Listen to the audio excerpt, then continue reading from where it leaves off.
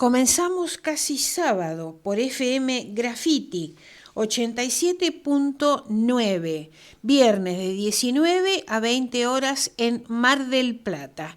¿Qué tal, Pablo? ¿Qué se cuenta? Muy buenas tardes, noches. Casi damos una buena noticia. A ver. Combustibles, proyecciones anticipan reducción de precio de nafta y gasoil en noviembre.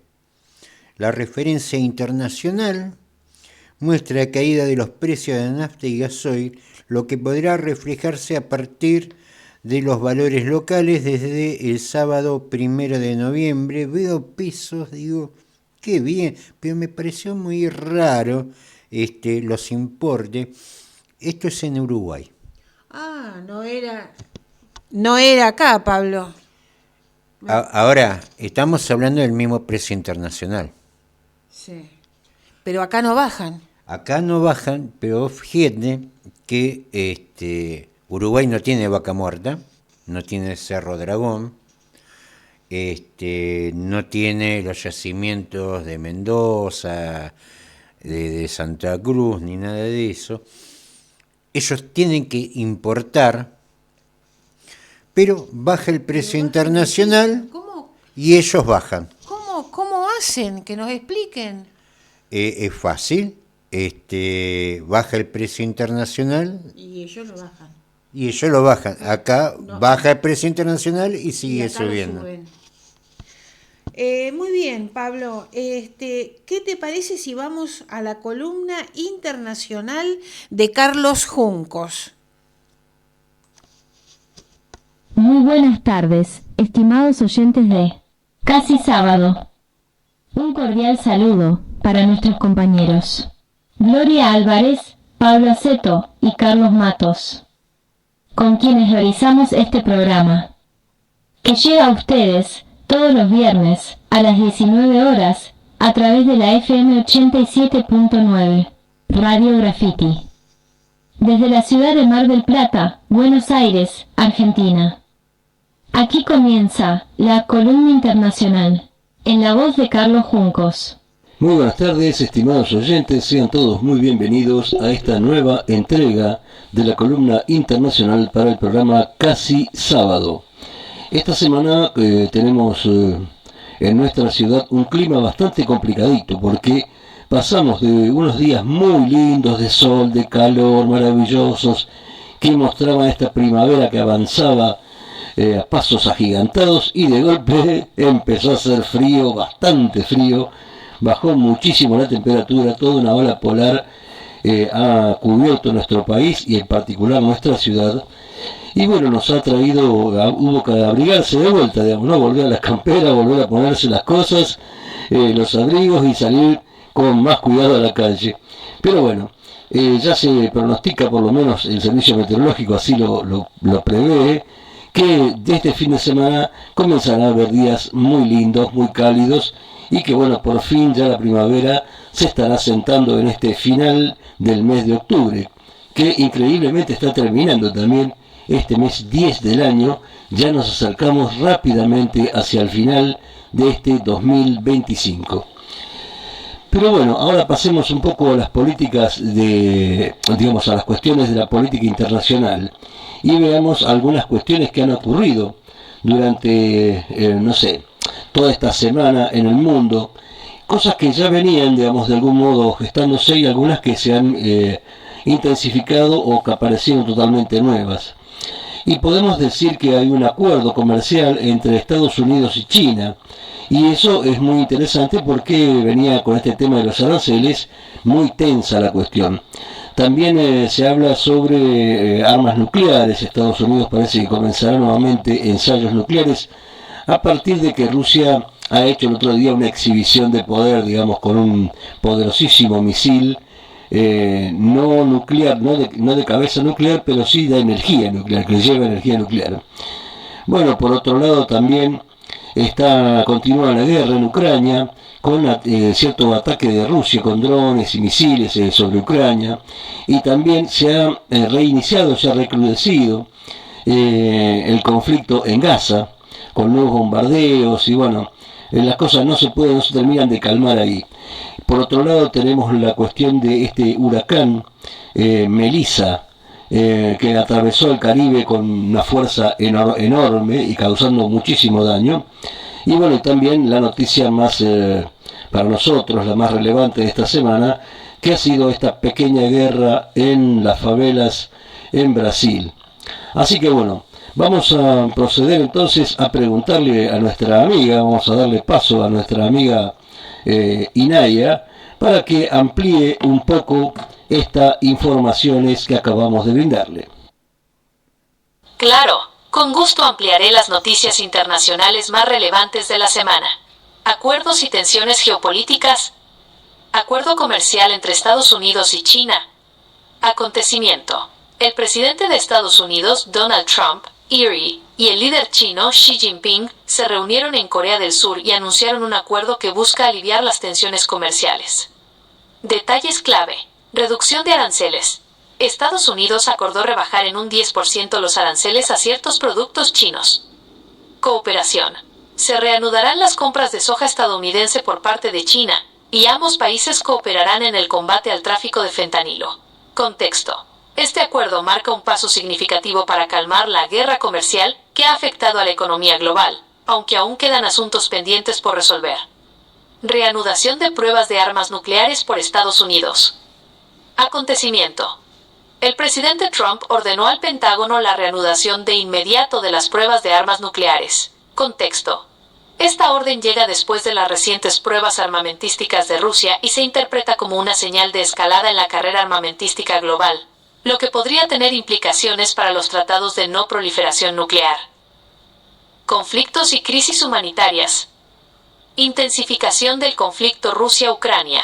Ataques masivos. Rusia ha llevado a cabo un ataque complejo y combinado, utilizando más de 650 drones y 50 misiles contra una decena de regiones de Ucrania. Impacto. Los ataques han resultado en la muerte de al menos 2 personas y han causado daños significativos en infraestructuras civiles. Sanciones a Rusia. El presidente ucraniano Volodymyr Zelensky cifró en $50.000 millones anuales las pérdidas de Rusia debido a las sanciones impuestas a sus petroleras. Recrudecimiento de la violencia en Gaza, violación de la tregua. Israel reinició los ataques aéreos en Gaza, alegando violaciones del alto el fuego por parte de Hamás. Hamás, por su parte, niega estas acusaciones. Víctimas. Los bombardeos israelíes han dejado más de 100 muertos, incluidos numerosos niños, en un periodo de 12 horas. Rehenes. El grupo palestino Hamás entregó a Israel el cuerpo de otro rehén fallecido. Desastres naturales y fenómenos climáticos. Paso del huracán Melissa por el Caribe. Intensidad. El huracán Melissa alcanzó la categoría 5 antes de tocar tierra en Jamaica. Daños. Dejó a gran parte de la población de Jamaica sin electricidad y provocó daños cuantiosos en Cuba, donde el presidente Miguel Díaz-Canel habló de una noche muy difícil. Víctimas. El paso del ciclón ha dejado al menos 49 muertes en toda la región del Caribe. Los servicios meteorológicos advierten que podría ser uno de los huracanes más devastadores de la historia reciente. Bueno, como vemos, las cosas no han cambiado mucho en el mundo, por lo menos por lo que nos cuenta nuestra compañera Inaya. El tema que más nos preocupa a los latinoamericanos en este momento es esta situación que se dio con el tema del Comando Vermelho en Río de Janeiro. Es una de las noticias más impactantes de la semana debido a este mega operativo policial que resultó ser el más letal en la historia de la ciudad. Estamos hablando de 132 muertos. Es una operación realmente complicada. El objetivo, parece que la Policía Militar de Río de Janeiro lanzó la operación contra el Comando Vermelho, que es una de las fracciones criminales más grandes y peligrosas de Brasil, con el fin de desarticular su red, detener su expansión territorial. El gobierno de Río calificó esta acción como una guerra contra el narcoterrorismo.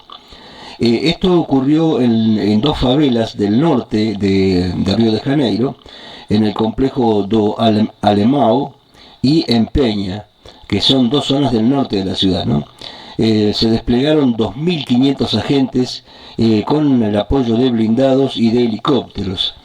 La operación desató intensos tiroteos que paralizaron varias zonas de la ciudad, obligando a suspender las clases en escuelas y universidades y bloqueando algunas vías. Los criminales levantaron barricadas con vehículos quemados para dificultar el avance de la policía. El tema es que la cifra de muertos ha sido extremadamente alta. Como ya dijimos, supera los 130 fallecidos.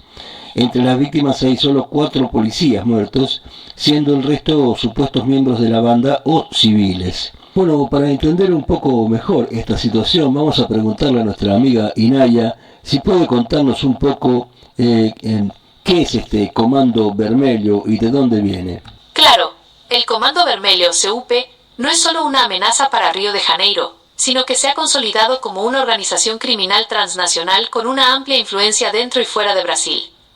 Expansión nacional en Brasil.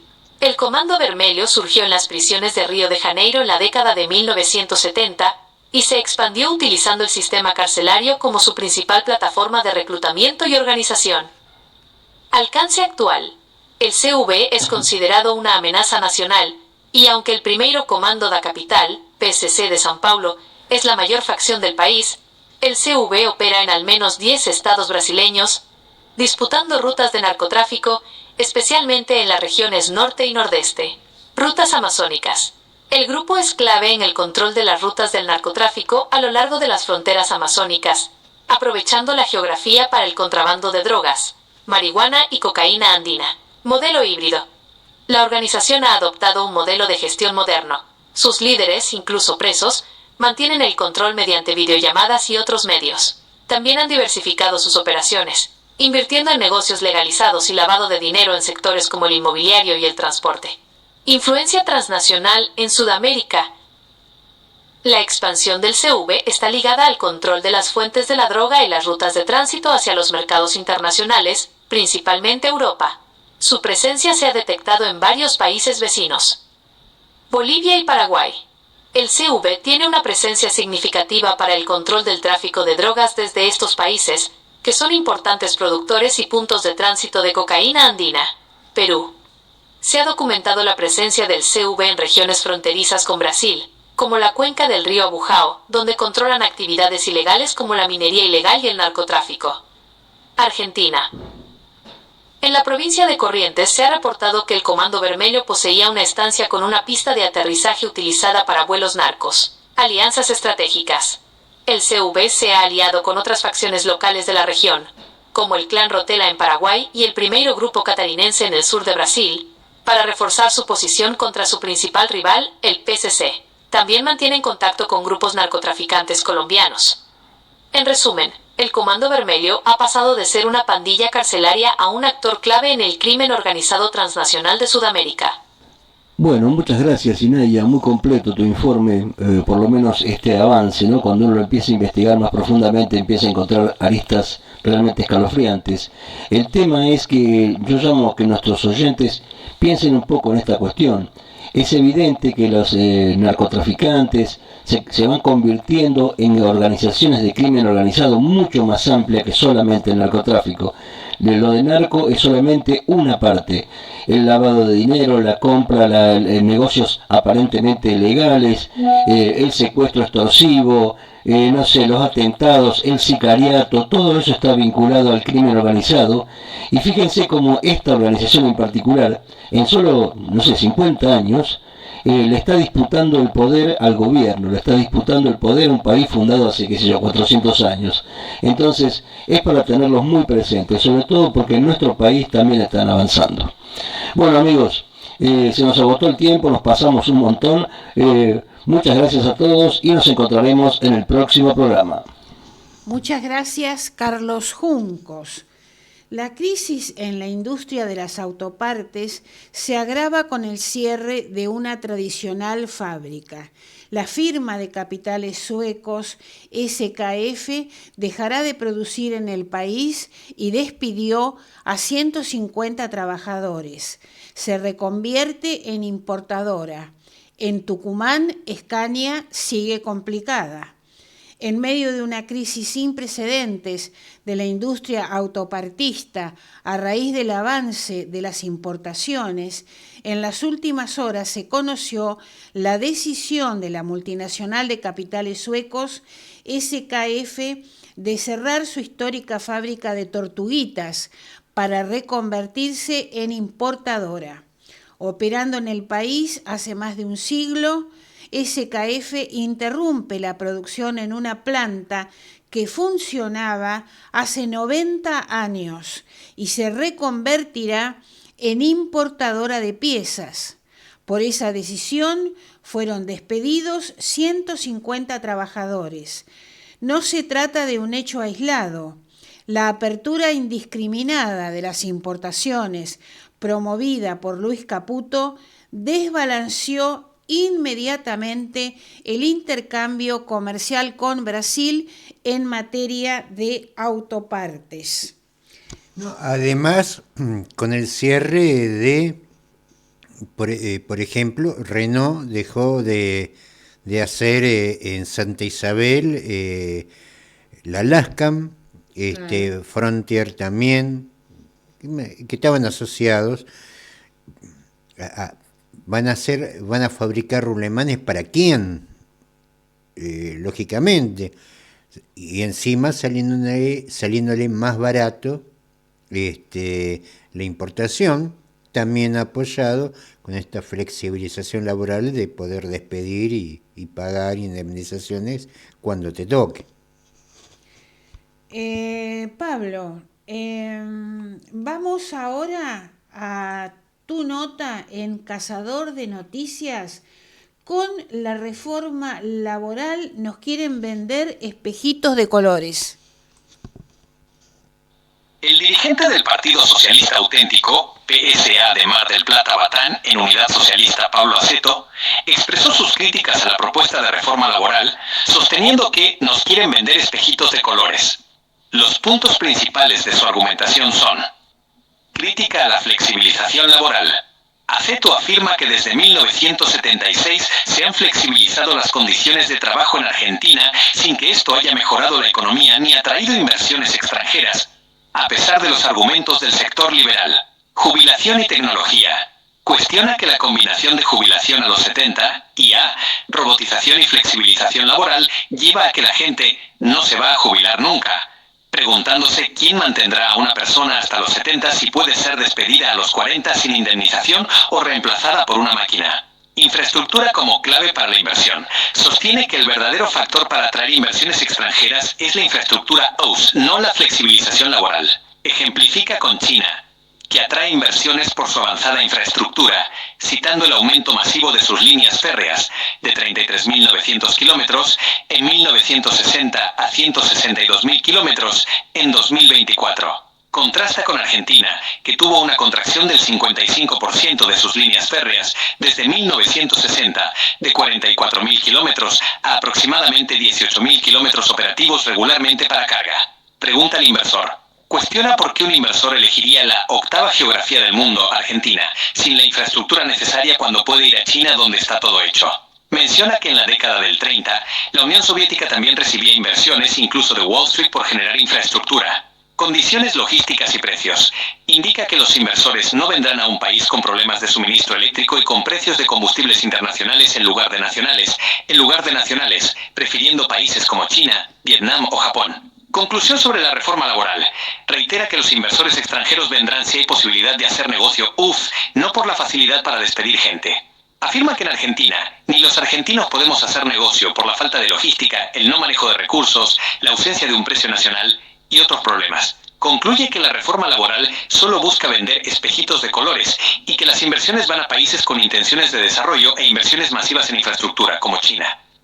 Finalmente, menciona el caso de China como ejemplo de un país que emite planes de trabajo para empresas locales e inversiones privadas sin que los inversores se vayan, ya que lo que propone China es desarrollo, mientras que en Argentina lo único que estamos repartiendo son cuotas de pobreza. Afirman que la economía entró en una dinámica de destrucción del empleo formal muy marcada. El investigador de la CTA Autónoma, Luis Campos, advirtió que los datos oficiales muestran una caída sostenida del empleo registrado. Luis Campos es investigador del Instituto de Estudios y Formación de la CTA Autónoma. Analizó la situación del mercado laboral argentino a partir de los últimos datos publicados por la Secretaría de Trabajo, que reflejan la evolución del empleo registrado en el país. Dentro de la ocupación formal, en los datos de julio, que son los últimos disponibles, entramos en una fase de destrucción del empleo formal muy marcada. Solo entre junio y julio se perdieron casi 22.000 puestos de trabajo registrados, mientras que desde noviembre del 2023 la caída alcanza los 205.000 empleos en el sector privado, público y de casas particulares. Es una caída muy importante. Campos explicó que hubo una baja muy fuerte durante el primer semestre del 2024, seguida de un periodo de estabilización con una leve recuperación, aunque en los últimos meses volvió a profundizarse la destrucción del empleo. Fue contundente en este sentido. El modelo no está creando empleo.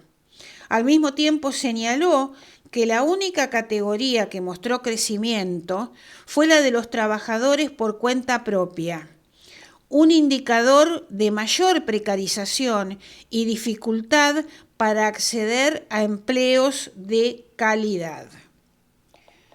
Muy bien, Pablo, vamos a la nota, a la nota de Carlos Matos. El derecho a jugar. Hola Gloria, ¿qué tal Pablo? ¿Cómo estás Carlos? Hace muchos años escuché que el hombre, en sentido genérico, además de ser Homo sapiens sapiens, es Homo ludens. Es decir, aprendemos jugando. El juego ocupa un espacio muy importante en la formación de la personalidad. Hoy vamos a continuar con la entrevista realizada a María Soledad Andíe, la creadora de Tifloteca Elementos para Tocar. Esta entrevista empezó hace 2 viernes atrás. El viernes pasado no pasamos la segunda parte porque debíamos abordar la temática relativa a las elecciones. Así que la segunda parte quedó para hoy. Vamos a recordar que María Soledad Andíe es profesora de educación especial con orientación en discapacidad visual. Y en la primera parte ella nos contó que se inspiró en 2023 cuando a partir de el diálogo con diferentes personas ciegas y con baja visión, abuelas y abuelos, le plantearon que tenían dificultades para poder jugar con sus nietos. Bueno, a partir de ahí surge Tifloteca, Elementos para Tocar, y no solamente con los juegos, sino también con la creación de otros elementos que aseguran la autonomía de las personas ciegas y con discapacidad visual. Es un emprendimiento de Mar del Plata y tiene que ver con el derecho a la igualdad. Así que, sin más trámite, vamos a la segunda parte de la entrevista, rebobinando un poquito para poder empalmar el contenido con aquella primera parte hace 2 viernes atrás. Bueno, por ejemplo, tenemos el dominó, que es táctil y de alto contraste, es decir, que lo podemos hacer las personas ciegas como aquellos que tienen baja visión y todos los que vemos. Tenemos el Tetris, que ese no tiene ninguna adaptación hecha, es que simplemente su diseño es funcional para todos. Es una bandeja que tiene las fichitas del Tetris de los 80 que hay que ir ubicándolo.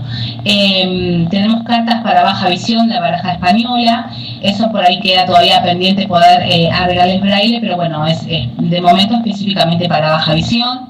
O sea, es la misma carta española, que es un poco más grande, con contraste. ¿Cómo sería más o menos comparado? Es la carta un poquito más grande, que de todas formas en la carta se pueden sostener 8 cartas o 9 para jugar al chinchón. Tiene solamente el número bien grande y el palo ubicado del mismo lugar, también con color contrastante. Es decir, no hay que contar los palos, ni las copas, ni los oros, porque es solamente el número y el palo. Entonces eso agiliza mucho la localización de la carta. O sea, ¿no tiene el dibujo adentro? No, tiene el número y el palo. Sí. Ah, eso realmente sirve, evita la confusión, ¿no? Porque muchas personas con baja visión, la experiencia que uno tiene, es que, claro, la cantidad de la iconografía termina siendo confusa en muchos casos. Exactamente. Y muchas veces, depende de la patología visual, es imposible de leer. Sí, totalmente de acuerdo. Y depende también la marca de las cartas, ¿no? Porque eso, hay cartas que son sumamente confusas. Esto lo tenés patentado también. Sí, están patentadas, sí.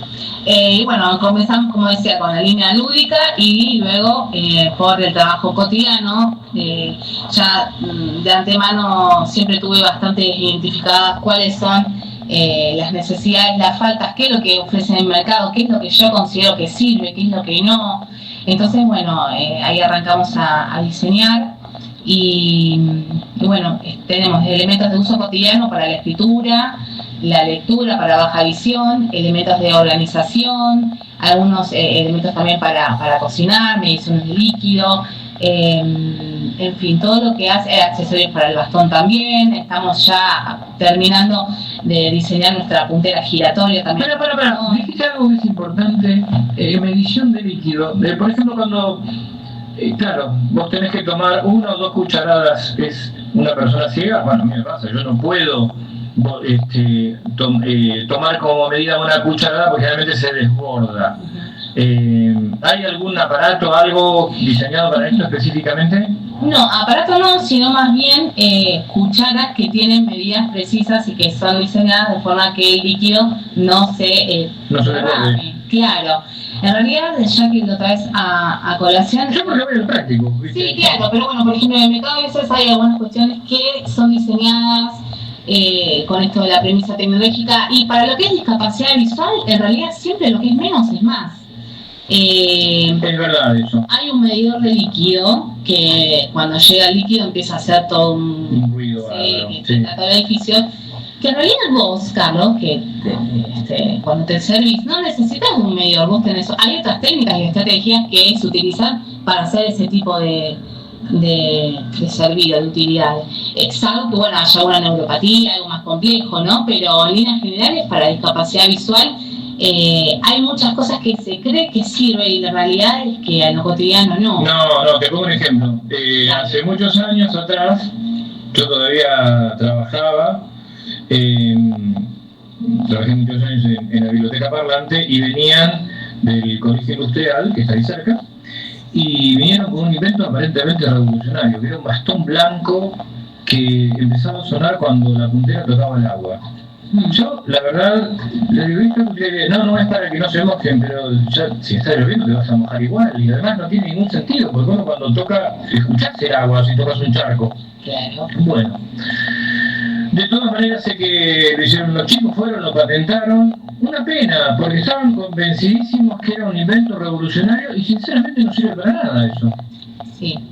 Sí, tal cual. Bueno, puede pasar, obviamente ellos seguro lo hicieron desde el amor y el afán de... No, eso es al margen, eso pero bueno, funcionalmente vos le has dado tu devolución de que no. Sí, pero fíjate que hay un tema muy importante, evidentemente lo hicieron sin consultar a la fuente. Sí. Lo hicieron con toda la intención, ¿no? Eso pasa. Incluso en la ciudad noto que hay, por ejemplo, las baldosas fototáctiles que no son muy perceptibles al tacto indirecto, y eso se me hace que también... Sí, Sí, lo de las baldosas fototáctiles, por ejemplo, en la peatonal, mucha utilidad no tienen. Exacto, no, tampoco se percibe mucho al tacto del pie, pero bueno, con esto me refiero a que puede haber algunos recursos a disponibilidad, pero a veces no son tan útiles para discapacidad visual. Así que la idea también es eso, es ofrecerles productos que les sean útiles, que sirven y obviamente a un precio recontra accesible. Soledad, para comunicarse con vos, para comunicarse con Tifloteca. Sí, pueden encontrarnos en Instagram, Tifloteca, o también tenemos página web www.tifloteca.com.ar.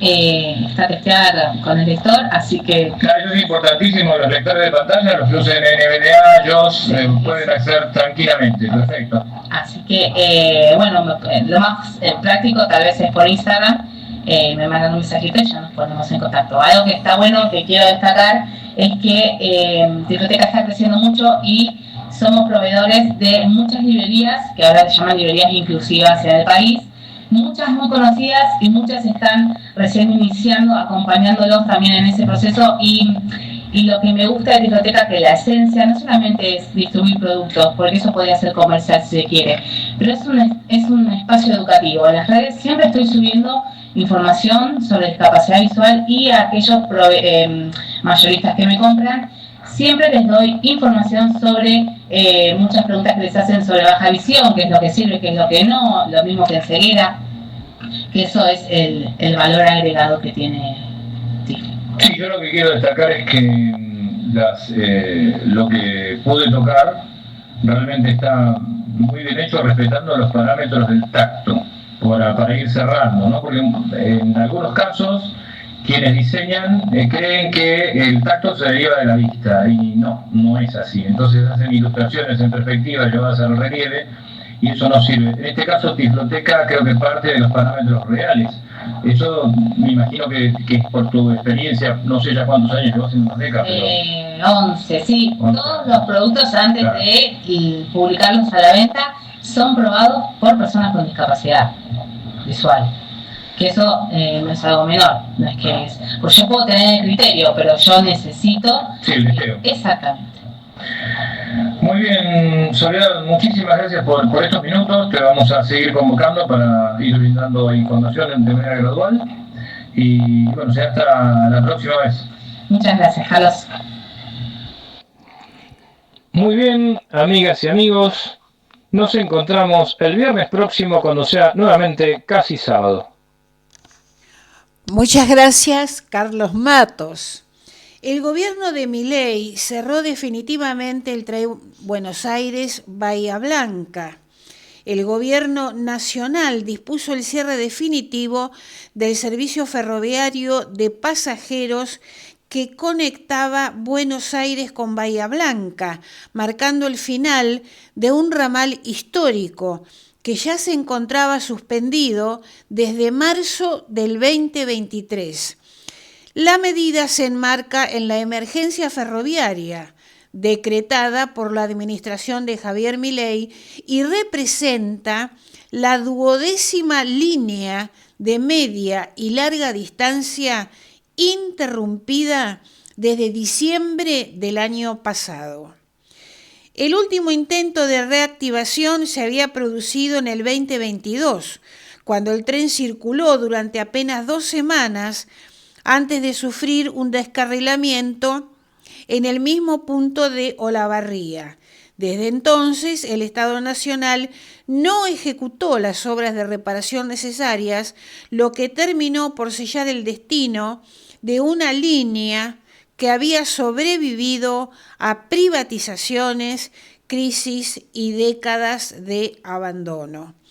El cierre del ramal provocó la pérdida de 17 puestos de trabajo, afectando a empleados con décadas de trayectoria en el sistema ferroviario, según estimaciones gremiales. Desde la aplicación del decreto de emergencia ferroviaria, ya se registraron más de 3.000 cesantías en todo el país, incluyendo personal operativo, técnico y administrativo.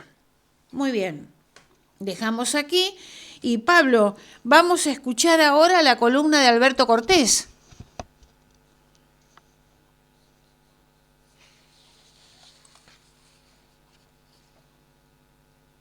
Las elecciones del 26 de octubre pasado estuvieron inmersas en una coyuntura económica y política extremadamente particular.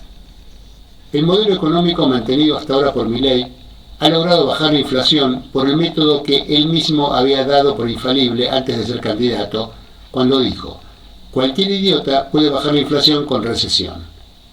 Se apoya también en un dólar bajo y pisar los salarios. Miente permanentemente atribuyendo la baja inflacionaria a los feroces recortes a todo lo que tenga que ver con necesidades sociales o de desarrollo económico, no de intereses de la ya descomunalmente inmanejable deuda pública, gastos reservados de la CIDE, de la presidencia en viajes privados al exterior, etc. Pero mantener hasta las elecciones esa ficción era esencial para tener alguna chance de lograr lo que logró, aunque se habría conformado con un resultado más modesto. El problema central es que ese modelo fuga permanentemente dólares y se venía produciendo una corrida cambiaria que, ante las reservas netas negativas del Banco Central y la completa insuficiencia de los mecanismos normales, entre comillas, de ingresos de divisas, amenazaba con que fuera inevitable una devaluación antes de las elecciones. Con eso, un salto inflacionario que habría pulverizado las posibilidades electorales del oficialismo, al ser la baja inflacionaria el único logro económico real de la actual administración, aunque se autoagregue, mentiras mediante, varios más. Esas posibilidades, además, ya habían quedado melladas por los escándalos de corrupción evidenciados en Catarata durante todo el año, en el contexto de una recesión económica y una caída de los ingresos de la mayoría de la población, deliberadamente inducidos por las razones señaladas. Donald Trump llegó a la presidencia norteamericana con la pretensión de dar un viraje en los métodos con los cuales la oligarquía que gobierna los Estados Unidos, tras una fachada de, entre comillas, democracia, intenta revertir la firme declinación de la hegemonía mundial estadounidense. No le ha ido muy bien con esas pretensiones, pero tampoco del todo mal. Para esa hegemonía, el control de lo que considera su patio trasero es casi indispensable. De los mayores países de Latinoamérica, Brasil, México, Colombia y Argentina, hoy solamente tienen un gobierno sumiso en esta última. Evitar que cambie de signo es extremadamente importante en la estrategia de Trump. Por eso, en las semanas previas a la elección, Estados Unidos jugó fuerte y con herramientas sin precedentes para evitar el colapso de Milei. El Tesoro norteamericano intervino en el mercado de cambios argentino comprando pesos, o sea, vendiendo dólares, para suplir la falta de oferta de divisas por los mecanismos usuales. Estas intervenciones, además de lo coyuntural, tienen seguramente como contrapartida acuerdos que aún no son públicos, que hacen al avance del control estadounidense sobre aspectos estructurales de la economía argentina. La motivación principal para hacerlas parece ser política, pero han tomado estado público otros detalles que hacen a los intereses económicos estadounidenses, tanto privados como públicos. Preservar y fortalecer las ganancias de fondos especulativos cercanos a los actuales funcionarios norteamericanos, colocar esos pesos obtenidos en letra del Estado argentino a tasas usurarias. El resultado final de esta maniobra aún está por verse según sea el manejo del tipo de cambio en los próximos tiempos. Pero además, Trump hizo recontra explícita la amenaza de que esas ayudas desaparecerían al instante si a Milei le iba mal en las elecciones de medio término. Aunque cada fuerza política suele tener un núcleo duro de electores que lo votarán aún en los momentos más desfavorables, lo decisivo siempre es un universo de votantes que son mucho más volubles en sus decisiones electorales según cuestiones que hacen al estado de ánimo del momento.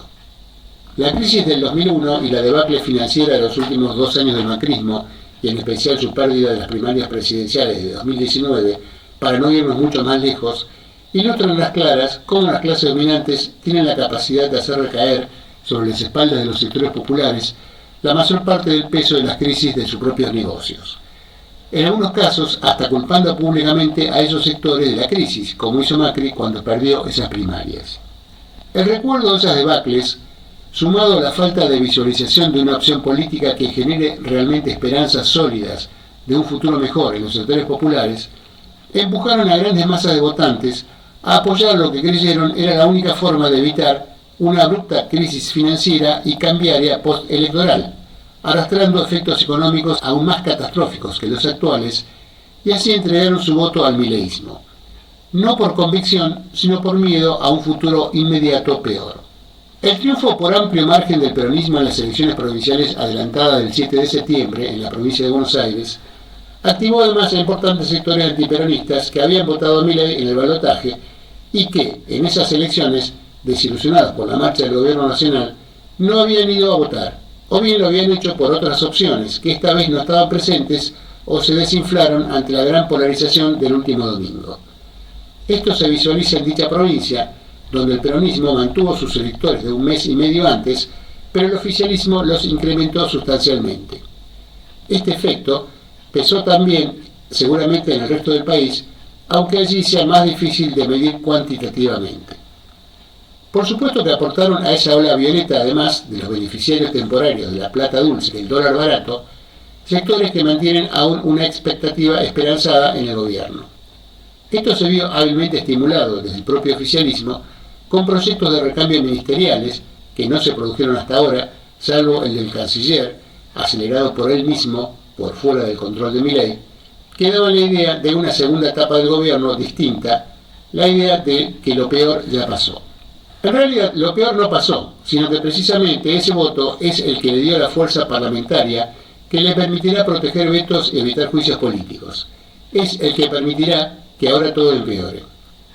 La crisis cambiaria no desapareció, a pesar de la reacción coyuntural de los mercados al día siguiente de la elección, sino que los problemas estructurales persisten y en todo caso se hace un poco más manejable para el gobierno administrar esa crisis. Prácticamente todos los principales actores económicos que le dieron el respaldo para sortear exitosamente el test electoral le reclaman una devaluación, que al menos discursivamente el ministro de Economía sigue esquivando. Solamente ingresos importantes de divisas por algún lado, como podría ser potencialmente la entrada de inversiones estadounidenses o de otro origen importantes, en un revival del menemismo, aunque es difícil que se produzcan con rapidez, se lo podrían permitir por un tiempo importante. Los poderes económicos pretenden transformaciones que les permitan aún más el saqueo de nuestras riquezas naturales y del esfuerzo laboral de los argentinos. Pero quieren que sean tan irreversibles como la ley de entidades financieras de Martínez de Oz y tantas otras calamidades que seguimos padeciendo tras haber sido instaladas por la dictadura, el menemismo o el macrismo. Para eso no alcanzan los decretos, aunque un tercio parlamentario los blinde, sino que quieren leyes que requieren acuerdos legislativos mucho más extensos. De allí las renovadas conversaciones con Macri y otros actores, en especial los gobernadores, a los que ya está convocando, cambiando un poco su discurso confrontativo por presiones de Washington y aprovechando su debilidad postelectoral. El pueblo argentino será sin duda el principal perjudicado por las reformas, en especial las laborales, tributarias y previsionales que el mileísmo pretende ahora concretar en los próximos 2 años al frente de un conglomerado unificado de las clases dominantes bajo la batuta de Washington. Del nivel de su resistencia a estas próximas nuevas agresiones, a su ya deteriorada calidad de vida, dependerá el futuro de lo que resta del gobierno mileísta.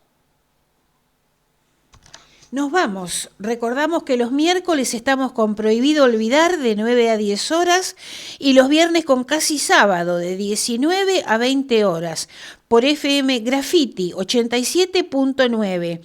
Nos despedimos con el informativo criollo a cargo de Carlos Juncos y un tema musical. Vamos a escuchar a Divididos, Espagueti del Rock. Saludos para todos.